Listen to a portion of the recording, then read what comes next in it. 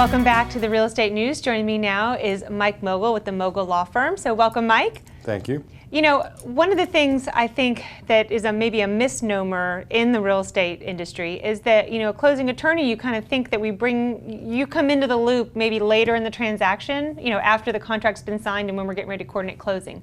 But really, it's much more beneficial strategy-wise to bring you in and on the front end. But can you tell us why? Well, Hilton Head is unique to other markets in other parts of the country. Attorneys often are involved from the start. But the reason you would primarily want to talk to an attorney before you buy or sell is to ensure that the contract meets your expectations for a transaction. And one area recently we've seen a lot of issues in the issues of repairs and disclosures.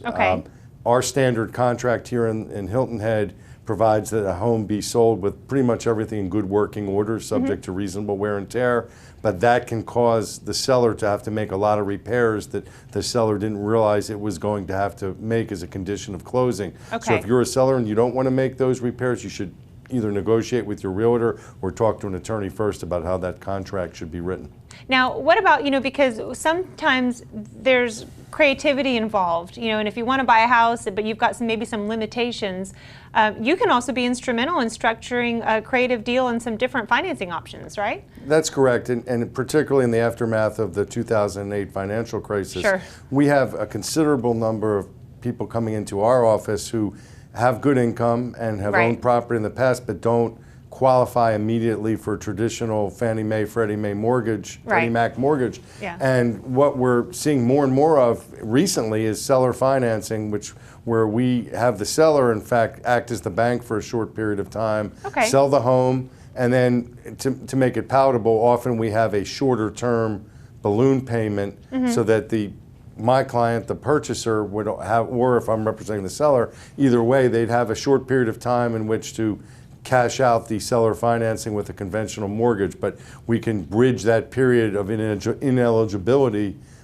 through seller financing. Another thing that we often see is because transactions don't always close on the date they're supposed to, we're using occupancy agreements whereby a seller who needs money from their sale to move into their next home, whether it's a rental or a purchase, negotiates post-closing occupancy for a period of time after their transaction here sells.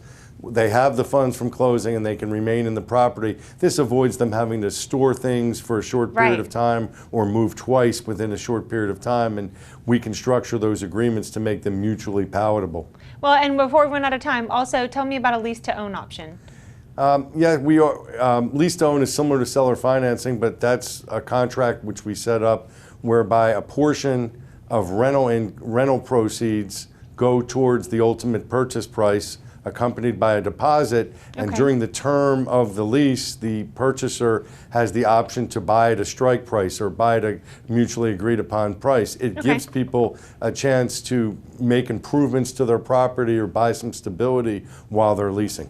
Fantastic. Well, and the great thing which you've just proved is another reason why you want to bring an attorney in as soon as possible, because there's things that we aren't aware of, haven't thought of, that could benefit us as a seller and a buyer. So Mike, as always, thank you so much for your time. Thank you.